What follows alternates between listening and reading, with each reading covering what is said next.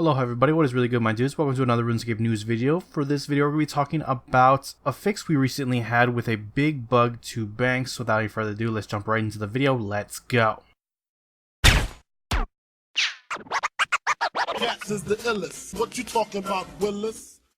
Alright guys, so if you're not on Reddit, recently we've had a lot of posts this week regarding a big bug where people were losing items from their banks. You can see how that would be a big problem. A lot of people were reporting things like their items just simply disappearing when they deposit them, or when they deposit them they are converted to completely different items. So again, you can see how that would be a large problem and would make any player very worried. But we got a post on Reddit by ModJD letting us know that that has been fixed, as well as going into a little bit of detail as to what was going on. So they do say after a lengthy investigation, they successfully identified and fixed the issue. It was a 2-level bug that involved an item being dropped on the ground while being deposited, and that items would be dropped to the ground when depositing them, whilst also moving another item into that slot, making it appear that the player's item had been switched from one to another. So in one player's case, it was the perception that their spirit weed seeds had been turned into cosmic runes. What was actually happening is the seeds were added to the ground, and then the cosmic runes that were already in that player's bank took the spot of the spirit weeds. They say that both levels of complexity of the bug required the player to perform a series of actions without closing the bank, whilst also having items in the inventory and a full bank.